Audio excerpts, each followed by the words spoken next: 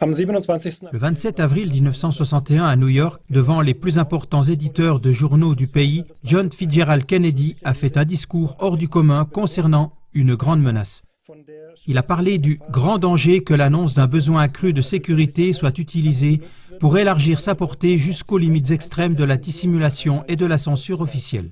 Et cela à cause d'une conspiration monolithique, c'est-à-dire uniforme ou extrême et implacable, à laquelle on se trouve confronté sur toute la Terre. Il a demandé aux journaux d'alerter le peuple américain et de l'informer sur tout et sans restriction. Vous n'avez probablement jamais entendu parler de ce discours et encore moins lu à son sujet dans la presse du mainstream. Le contenu de ce discours était tellement explosif qu'il a très probablement déterminé le destin mortel que Kennedy a subi le 22 novembre 1963 à Dallas. Écoutez maintenant en traduction française des extraits du discours de Kennedy qui peut avoir déterminé son destin et n'a rien perdu en importance ni en actualité. Le simple mot de secret est inacceptable dans une société libre et ouverte. Et en tant que peuple, nous sommes intrinsèquement et historiquement opposés aux sociétés secrètes, aux serments secrets, aux réunions secrètes. Nous avons décidé il y a longtemps que les dangers de la dissimulation excessive et injustifiée de faits pertinents dépassent de loin les dangers que l'on cite pour les justifier. Même aujourd'hui, il est peu justifié d'assurer la survie de notre nation si nos traditions ne survivent pas avec elle. Et il y a un danger très grave qu'un besoin annoncé de sécurité accrue soit l'opportunité que saisiront ceux qui cherchent à étendre sa portée aux limites extrêmes de la dissimulation et de la censure officielle. Voilà ce que je n'ai pas l'intention de laisser faire dans la limite de mes pouvoirs. Et aucun membre de mon gouvernement, qu'il soit de rang élevé ou bas, qu'il soit civil ou militaire, ne devrait interpréter mes paroles ici ce soir comme une justification pour censurer la presse, étouffer la dissidence, cacher nos erreurs ou taire au public et à la presse les faits qu'ils méritent de connaître. Mais je demande à tout rédacteur, à tout éditeur, à tout journaliste dans ce pays de réexaminer ses propres principes moraux et de reconnaître la nature du péril qui menace notre pays. Cela requiert un changement de perspective, un changement de tactique, un changement de mission de la part du gouvernement, du peuple, de tout homme d'affaires ou chef d'entreprise et de tout journal.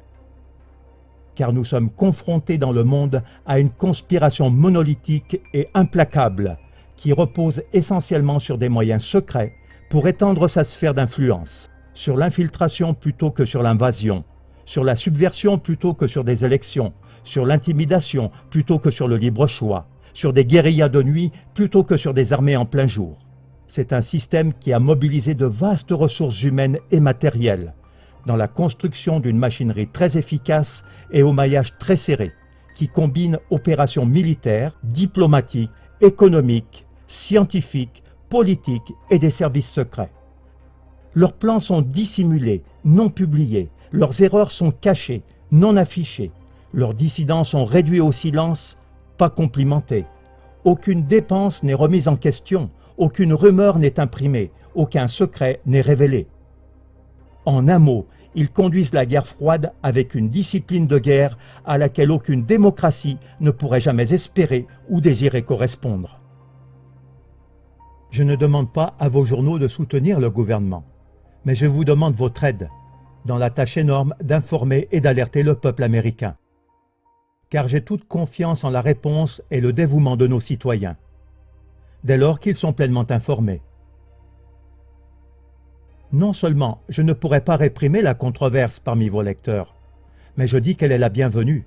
Mon gouvernement a l'intention d'être franc concernant ses erreurs, car, comme un homme sage a dit un jour, une erreur ne devient une faute que lorsqu'on refuse de la corriger. Nous avons l'intention de prendre la pleine responsabilité de nos erreurs. Et nous attendons de vous que vous les pointiez du doigt quand elles nous échapperont. Sans débat, sans critique, aucun gouvernement et aucun pays ne peuvent réussir, et aucune république ne peut survivre. C'est pourquoi le législateur athénien Solon décréta que c'était un crime qu'un citoyen se dérobe à la controverse. Et c'est pourquoi notre presse est protégée par le premier amendement.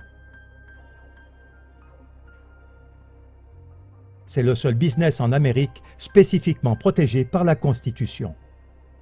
Pas en premier lieu pour amuser ou divertir, pas pour exacerber ce qui est futile et sentimental, pas pour simplement donner au public ce qu'il veut, mais pour informer, réveiller, réfléchir, faire état des dangers et des opportunités, montrer nos crises et nos choix pour mener, façonner, éduquer l'opinion publique et parfois même provoquer sa colère.